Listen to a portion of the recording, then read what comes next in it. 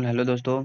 आज हम लोग पढ़ने वाले हैं भारतीय मिट्टी के बारे में कि मिट्टी कितने प्रकार की होती है और कौन सी मिट्टी कहाँ पाई जाती है क्या। तो आज हम लोग इसी के बारे में पढ़ने वाले हैं और जो भी हमारे पॉइंट ऑफ व्यू एग्जाम से रिलेटेड है उसको हमने कवर किया है ऑनलाइनर के रूप में, और इससे जुड़े सभी प्रीवियस ईयर क्वेश्चन को भी हम लास्ट में कवर करेंगे। पहले इसे हम जितनी भी मिट्टी है उसे हम अच्छे तरह से समझने की कोशिश करेंगे। इस वीडियो में सिर्फ वही चीज़ लिया गया है जो पॉइंट ऑफ व्यू एग्जाम से रिलेटेड है। ये वन शॉट है और इसके लास्ट में हम लोग इसका प्रीवियस ईयर क्वेश्चन भी देखेंगे जितने भी एग्जाम से पूछे गए हैं। So let's start. तो भारत की मिट्टी क्या दिया है? भारत की मिट्टी यानी कि भारत की मिट्टी क्या होती है, पहले समझते हैं कि जो ये मिट्टी होती है बनती कैसे है। पूर्व चट्टानों और जीवाश्मों से बहुत लंबे समय क्रियाकलाप होने के बाद टूटने से और उसमें सड़ने गलने से क्या होता है, हमारा मिट्टी का निर्माण होता है। क्या होता है? हमारा मिट्टी का निर्माण होता है। मिट्टी के अध्ययन के विज्ञान को क्या कहा जाता है? पोडियोलॉजी। क्या कहते हैं? पोडियोलॉजी। जो मिट्टी के अध्ययन को क्या जो मिट्टी के अध्ययन के बारे में जानकारी लेता है उसे हम क्या कहते हैं? उसे विज्ञान में पोडियोलॉजी कहते हैं। ये इसको ध्यान रखना है। मिट्टी के अध्ययन को क्या कहते हैं? पोडियोलॉजी कहते हैं। मृदा अपरदन को मिट्टियों का क्षय रोग या रेंगती मृदा भी कहा जाता है। यानी कि कहने का मतलब मृदा अपरदन का मतलब हुआ मिट्टी में जो क्षय होता है, जो मिट्टी जो होता है ना कि मिट्टी बंजर हो गई, ये मिट्टी उपजाए लायक नहीं है, ये मिट्टी बंजर हो चुकी है, वही मीठा मृदा अपरदन हो गया था। मिट्टी को क्षय को रेंगती या रेंगती मृत्यु भी कहा जाता है। रेंगती मृत्यु या रोग कहा जाता है। क्षय रोग। क्या रोग? क्षय रोग कहा जाता है। क्या रोग कहा जाता है? क्षय रोग कहा जाता है। तो हमें इसको ध्यान में रखना है कि मृदा अपरदन को क्षय रोग या रेंगती मृदा कहा जाता है। क्या कहा जाता है? रेंगती मृदा भी कहा जाता है। हमें इसको ध्यान में रखना है। और मृदा शब्दों की उत्पत्ति लैटिन भाषा सोलम से हुई जिसका अर्थ होता है, क्या होता है? फर्श। याद रखना है। मीठा का अर्थ होता है फर्श। मिट्टी का अर्थ क्या होता है? फर्श होता है। भारत में मिट्टी में सर्वाधिक क्वार्ट्ज तत्व पाया जाता है। भारतीय मिट्टी में सर्वाधिक क्वार्ट्ज तत्व पाया जाता है। क्वार्ट्ज जो एक प्रकार का क्या होता है? खनिज होता है। क्या होता है? एक प्रकार का खनिज होता है जो भारत की मिट्टियों में पाया जाता है। ये बहुत छोटे छोटे टुकड़ों में होता है जो कि हमारी मिट्टी को क्या करता है? उपजाऊ करता है। हमारी भारत की जितनी भी मिट्टियाँ पाई जाती है उसमें क्या पाई जाती है? क्वार्ट्ज पाई जाती है। लेकिन इसमें नाइट्रोजन फास्फोरस की उपलब्धता कम होती है। क्या होती है? उपलब्धता कम होती है। इसको ध्यान में रखना है। भारत की मिट्टी का पीएच का मान कितना होता है? भारत की पीएच भारत सॉरी दोस्तों, मिट्टी का पीएच का मान 7 होता है। कहीं भी बाहर किसी भी मिट्टी का पीएच मान कितना होता है? 7 होता है। यानी कि मिट्टी जो होता है वो उदासीन होती है। उदासीन होती है। आप लोग केमिस्ट्री में पढ़े होंगे जो ये 7 होता है ना, 7 इधर माइनस में चलता है, इधर प्लस में होता है, इधर क्षार आता है, इधर अम्लीय आता है। तो ये क्या होता है? और जो बीच में रहता है वो उदासीन होता है। तो मिट्टी क्या होता है? उदासीन होता है। ये क्वेश्चन आ सकता है कि मिट्टी क्या होता है। ऑप्शन में ये 7 की जगह उदासीन भी दे सकता है, तो इसको आपको याद रखना है। मिट्टी क्या होता है? उदासीन होता है या पीएच मान इसका 7 होता है। मिट्टी दिवस कब मनाया जाता है? 5 दिसंबर को। मिट्टी दिवस 5 दिसंबर को मनाया जाता है। मिट्टी दिवस कब मनाया जाता है? 5 दिसंबर को। आपको याद रखना है। इसमें सिर्फ वही कवर किया गया है जो पॉइंट ऑफ व्यू एग्जाम से, जहां से एग्जामिनर क्वेश्चन देगा, सिर्फ वहीं से हम केवल वन शॉट पढ़ेंगे जो एग्जाम के लिए इम्पोर्टेंट है। दूसरा है ये हो गया संयुक्त राष्ट्र द्वारा अंतर्राष्ट्रीय मृदा वर्ष 2015 से है। केंद्रीय बोर्ड संरक्षण बोर्ड कहाँ है? नई दिल्ली। क्या भले सॉरी दोस्तों, दिल्ली है क्या? दिल्ली दो 1953 से। कहा? भारतीय कृषि अनुसंधान परिषद स्थापना 1929 में हुई थी। मुख्यालय नई दिल्ली, आपको बताया ही। मुख्यालय कहाँ है इसका? नई दिल्ली है। भारतीय मिट्टी के अनुसंधान परिषद में भारतीय मिट्टी को 8 भागों में बांटा गया है। कितने भागों में? 8 भागों में बांटा गया है। अनुशासन कृषि में 8 भागों में। कितने भागों में? 8 भागों में। अब इनको हम मिट्टियों को बारी-बारी से समझेंगे। और मिट्टियों में सबसे इम्पोर्टेंट होता है मिट्टियों का उपनाम, उनके अन्य नाम के द्वारा भी जाना जाता है। और एग्जाम इस पर बहुत ज़्यादा मतलब कि एग्जामिनर बहुत ज़्यादा मतलब कि फोकस रखता है कि उस जैसे कि जलोढ़ मिट्टी हो गया तो जलोढ़ मिट्टी से अन्य नाम उसका कछाड़ी होता है। ऐसे-ऐसे करके पूछता है, तो हमें ध्यान रखना है यानी कि किसी भी मिट्टी का उपनाम क्या है। और आप लोग अगर ये वीडियो फुल देखते हैं तो ये आपको वीडियो में ही याद हो जाएगा, अलग से याद करने की कोई ज़रूरत नहीं होगी। हाँ, ये हमारा पीडीएफ आपका टेलीग्राम पे मिल जाएगा। सो दोस्तों देखते हैं। पहला हमारा होगा जलोढ़ मिट्टी। क्या हो गया? जलोढ़ मिट्टी। एक सेकंड गाइस। जलोढ़ मिट्टी। जलोढ़ मिट्टी क्या होगी? जल।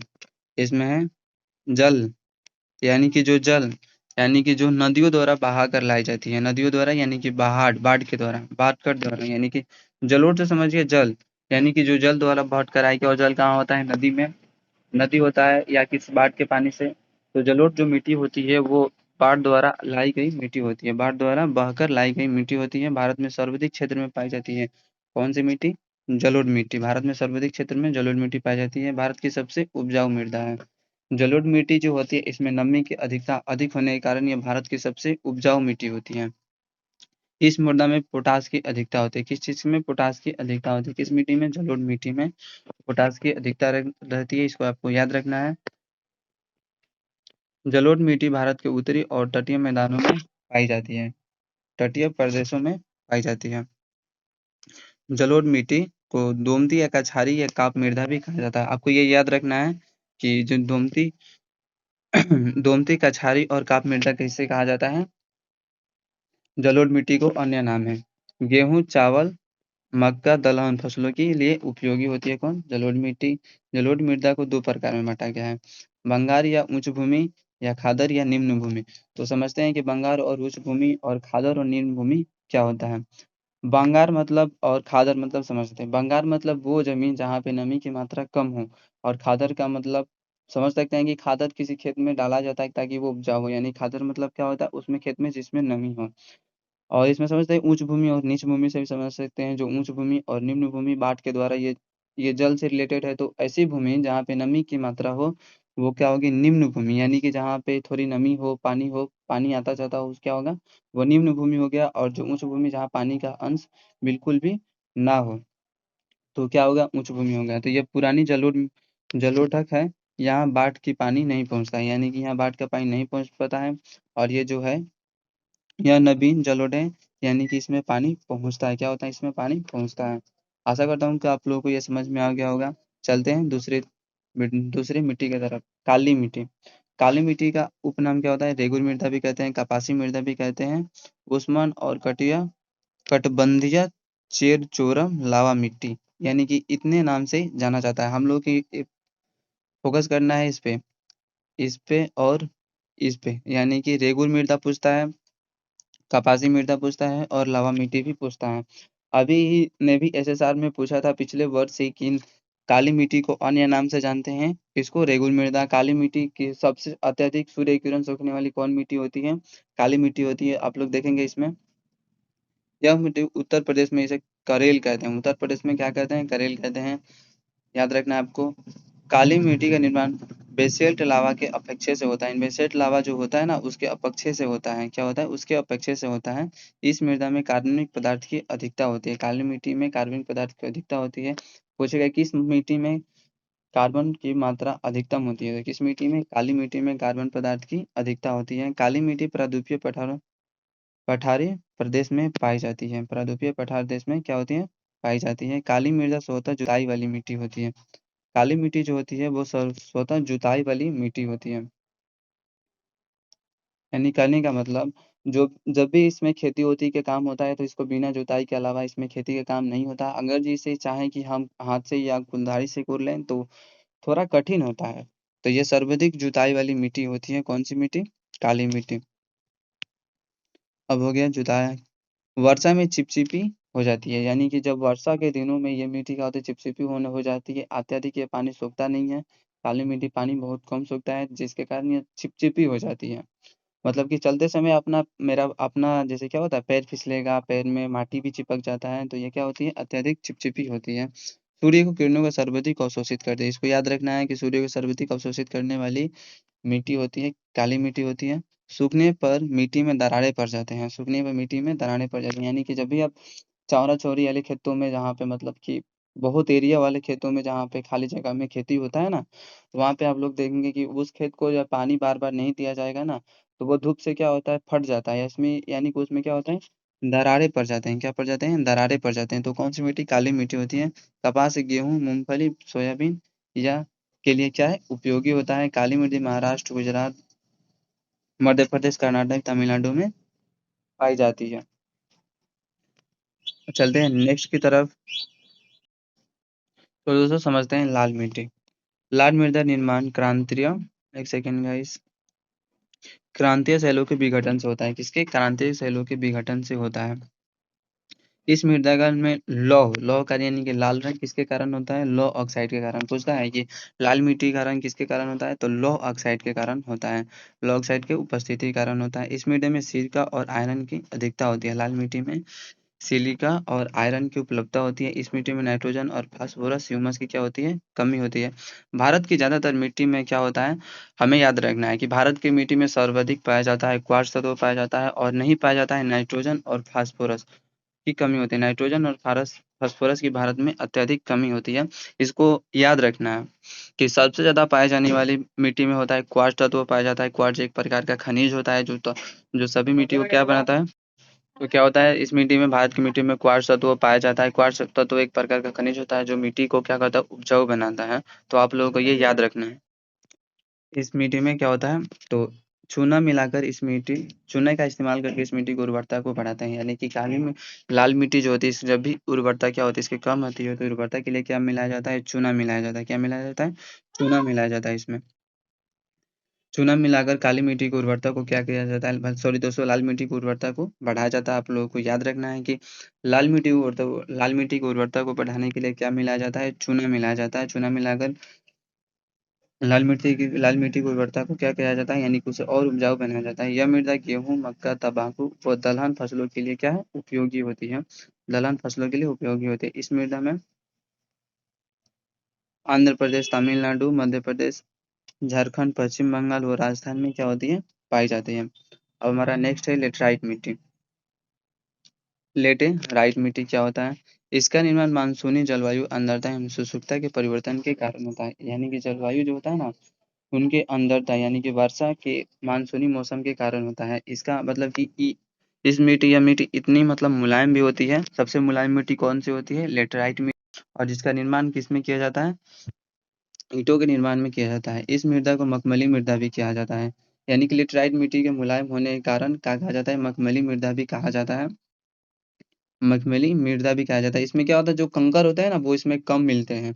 इसीलिए क्या होता है? मखमली होता है, मुलायम होता है। इसका निर्माण किसमें किया जाता है? ईंटों में किया जाता है। यह यह मिट्टी जो होती है केरल, महाराष्ट्र, उड़ीसा और झारखंड में पाई जाती है। लेटराइट मिट्टी में काजू, कॉफी, रबर और मसालों की खेती आदि खेती होती है। तो हमें याद रखना है क्या चीज? लेटराइट मिट्टी को मखमली मृदा के नाम से भी जाना जाता है। मखमली मृदा के नाम से भी जाता है। लेटराइट मिट्टी में ईंटों का निर्माण किया जाता है। तो हमें ये याद रखना है। तीसरा है लवणिया। लवणीय मिट्टी। लवणीय मिट्टी से समझ सकते हैं कि लवण लवण मतलब क्या होता है? क्षार। और क्षारीय या क्षार लवण मतलब क्षार होता है NaOH। रसायन शास्त्र में क्या होता है? NaOH। तो हमें NaOH का नमक का सूत्र है, क्या चीज का? नमक का हो गया। अब समझते हैं कि क्या होता है। लवणीय मिट्टी को हम क्षारीय मिट्टी भी कहते हैं। आगे बताया क्षारीय मिट्टी। और इसे जो नमक है, समझते हैं कि क्षार जो होता है वो नमक होता है, तो इसे नमकीन मृदा भी कहते हैं। तो हमें याद रखना है कि लवणीय मिट्टी को क्षार या नमकीन मृदा भी कहते हैं, या रेह भी कहा जाता है इसे। कपलर ऊषा मृदा भी कहा जाता है। तो हमें याद रखना है कि लवणीय मिट्टी को क्षार मृदा या नमकीन मृदा या रेह कहते हैं। ये तीन चीज को हमने को याद रखना है। छौरिया या रेह मृदा भी कहते हैं। लवणीय मृदा सर्वाधिक कच्छ रंग का होता है। लवणीय मिट्टी जो होता है सर्वाधिक कच्छ रंग का होता है। इस मृदा में नारियल ताड़ की खेती होती है। किस चीज की होती है? नारियल और ताड़ की खेती की बहुलता होती है। पर्वतीय मिट्टी। और हमारे नेक्स्ट है पर्वतीय मिट्टी। यानी कि पर्वतीय वनों में पाई जाने वाली। पर्वत कहाँ होता है? वन होता है। जहाँ पर्वत रहेगा वहाँ वन तो होगा ही। तो वन या पर्वतीय मिट्टी भी नाम से जानते हैं। इस मिट्टी का विस्तार जम्मू कश्मीर, लद्दाख और हिमाचल प्रदेश, यानी कि जहाँ पे पर्वतीय श्रृंखला है वहां पे ही इस मिट्टी का निर्माण होता है। जैसे जम्मू कश्मीर, लद्दाख, हिमाचल प्रदेश और उत्तराखंड में है। इसमें केवल सेब, नाशपाती, चाय की कृषि होती है। तो एग्जाम पॉइंट ऑफ व्यू के लिए उतना इम्पोर्टेंट नहीं है, लेकिन प्रकार है मिट्टी का। कितना प्रकार होता है मिट्टी का? 8। आप लोग देखते चलिए। मरुस्थलीय मिट्टी। सातवां अपना है मरुस्थलीय मिट्टी या शुष्क मिट्टी। यानी कि ऐसी ईंट में जिसमें नमी की मात्रा मरी हुई हो, उसे मरुस्थलीय मिट्टी कहते हैं। यानी कि आप समझ सकते हैं कि कि मरुस्थलीय यानी कि जिसमें नमी की मात्रा कम होती है। इस मृदा में नमी की मात्रा कम होती है। ये बड़े दानों वाली मिट्टी होती है। क्या होती है? बड़े दाने वाली मिट्टी। पूछता है कि बड़े दाने वाली मिट्टी मरुस्थलीय मिट्टी या शुष्क मिट्टी को कहते हैं। भरे दाने वाली मिट्टी मरुस्थलीय या शुष्क मिट्टी को कहते हैं। इस मृदा में नमी की कमी होती है। क्या होती है? नमी की कमी होती है। यह मृदा कम वर्षा वाले क्षेत्रों में पाई जाती है। यह मिट्टी कम वर्षा वाले क्षेत्रों में क्या होती है? पाई जाती है। मिट्टी क्या होती है? कम वर्षा वाले क्षेत्रों में पाई जाती है। ये मृदा सबसे कम उपजाऊ होती है। यानी कि इसमें नमी की कमी के कारण ये क्या होती है? ये मिट्टी बहुत ही कम उपजाऊ होती है। यह मृदा राजस्थान, गुजरात, पंजाब, हरियाणा में पाई जाती है। इसमें इस खेती में मोटे दाने वाली अनाज की खेती होती है। यानी कि मरुस्थलीय और शुष्क जो मिट्टी होती है वो पर्वतीय क्षेत्रों में पाई जाती है। और इसमें नमी की कमी के कारण यानी कि इसमें वैसे अनाज बोए जाते हैं जिन्हें बार-बार पानी की आवश्यकता ना हो। बस पानी की आवश्यकता सबसे ज़्यादा धान और गेहूँ में पड़ता है और इसके अलावा जो चावल होते हैं वो मोटे होते हैं। तो यानी कि समझ सकते हैं कि इसमें बाजरा, ज्वार, ग्वार और सरसों की खेती होती है। यानी कि मोटे अनाज की खेती होती है। किस मिट्टी में? मरुस्थलीय या शुष्क मिट्टी में। नेक्स्ट है हमारा पीली मिट्टी या दलदली मिट्टी। हम समझते हैं दलदली। दलदली कहाँ होता है? जहाँ नमी अत्यधिक रहेगा वहाँ पे क्या होगा? नमी जहाँ पे नमी अत्यधिक होगा वहाँ तो दलदल रहेगा। तो नमी वहीं रहेगी जहाँ पे पानी अत्यधिक रहेगा। यानी कहने का मतलब दलदली मिट्टी सबसे ज़्यादा पाई जाती है। ये समुद्री क्षेत्रों में पाई जाने वाली मिट्टी होती है। इसका उपनाम होता है डेल्टा मृदा या तराई मृदा या जैविक मृदा। हमें याद रखना है डेल्टा मृदा, तराई मृदा या जैविक मृदा भी कहते हैं। यह मृदा डेल्टाई व समुद्री क्षेत्रों में पाई जाती है। जूट, ज्वार और गन्ने की उपयोगी लिए मृदा। मृदा ये जो है वो उपयोगी है। तो हमारा 8 मिट्टी का 8 मिट्टी का प्रकार कंप्लीट हुआ और इससे जुड़े सभी इंपॉर्टेंट लाइन को हमने कवर किया है। तो दोस्तों आपको एक-एक पॉइंट को अच्छे से ध्यान में रखना है और ये कुछ एक्स्ट्रा जानकारी जो इसमें आंदोलन से संबंधित नारे भी लगाए गए थे मिट्टी के लिए, उसके बारे में है कि 19 जनवरी 2005 को प्रधानमंत्री नरेंद्र मोदी द्वारा सूरत गंगा राजस्थान में शुरू हुई। यानी इसमें नारा लगाया था स्वस्थ धारा खेत हारा। यानी कि जिस तरह नदी के पानी या समुद्र के पानी जो जिस तरह धारा जो साफ होता है ना, स्वस्थ धारा रहता है, उसी तरह खेत हारा हारा समझ सकते हैं हम।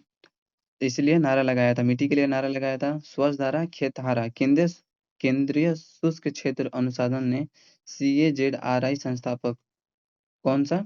1959 में मुख्यालय कहाँ था? जोधपुर, राजस्थान। कहाँ था? जोधपुर, राजस्थान। CRG का उपकेंद्र है। कहाँ है? उपकेंद्र है। केंद्र शासित शुष्क अनुशासित संसाधन कहाँ है? जोधपुर। जोधपुर कहाँ है? राजस्थान में है। यानी कि CAZRI का 8 उपकेंद्र है। 8वां उपकेंद्र नवीनतम उपकेंद्र लेह यानी कि लद्दाख में है। हमें याद रखना है क्या? मिट्टी के लिए नारा कौन सा लगाया गया था? स्वच्छ धारा खेत हरा। तो ये हमारा वीडियो कंप्लीट हुआ और हम लोग आगे देखेंगे इसके इम्पोर्टेंट क्वेश्चन को समझते हैं। तो चलते हैं अपने क्वेश्चन की तरफ उसे और जो भी हम पढ़ाया जो भी हम पढ़े उसके बेस पे प्रैक्टिस क्वेश्चन करेंगे जो भी एग्जाम में पूछे गए हैं। सो हम चलते हैं। Let's go.